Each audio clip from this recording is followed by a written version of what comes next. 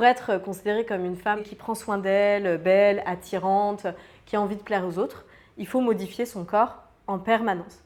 Ça, c'est moi, Marie-Christine Barrault. Avant de perdre du poids avec le nouveau programme Slim Fast. Imaginez commencer une journée en paraissant plus jeune.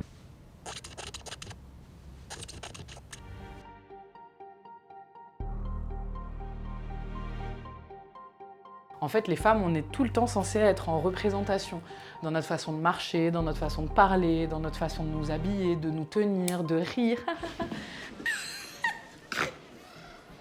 Premier critère pour une femme dans la société, c'est ton niveau de baisabilité.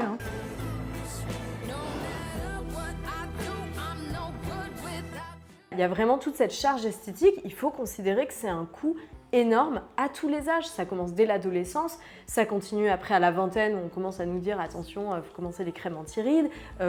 Pendant la grossesse, après la grossesse où il faut retrouver son poids, quand on vieillit, les femmes n'ont quand même pas le droit de vieillir, d'avoir des rides, d'avoir des cheveux blancs, c'est encore très déprécié socialement. Tout ce qu'on va dépenser en produits de beauté, en épilation, en régime minceur, en abonnement de sport, tout ce travail-là a un coût. Franchement, je sais pas, par mois, c'est une bonne idée ça. Mais ça doit se compter en centaines d'euros, entre le maquillage, les ongles, la douche, les soins, pour les cheveux, pour le corps, les crèmes, ou des vêtements.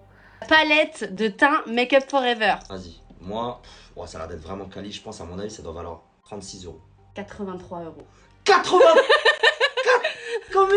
Comment ça 83 ça, 83 euros. Mais pourquoi 83? Mais parce que c'est une tout en un. Le prix il est tout en un aussi, 83 euros. Parce qu'en fait, il y a aussi la fameuse taxe rose, donc qui a créé des besoins qui n'existaient pas.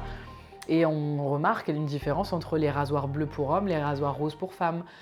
Tout comme on peut le remarquer même sur les affaires des tout-petits, les règles roses, les règles bleues. C'est le marketing en fait qui a genré les objets du quotidien, les brosses à dents, les savons. Alors après, on me dit souvent oui mais tu as le choix de faire tout ça, la charge esthétique, personne ne te force à acheter du vernis et à un fer à lisser. Si j'arrête de m'épiler, de me maquiller, de prendre soin de moi, si j'arrête de faire tout ça, je subis un backlash général. Au travail, on va dire que je ne prends pas soin de moi, que j'ai des poils sous les bras, que je ne suis pas maquillée, que j'ai l'air fatiguée.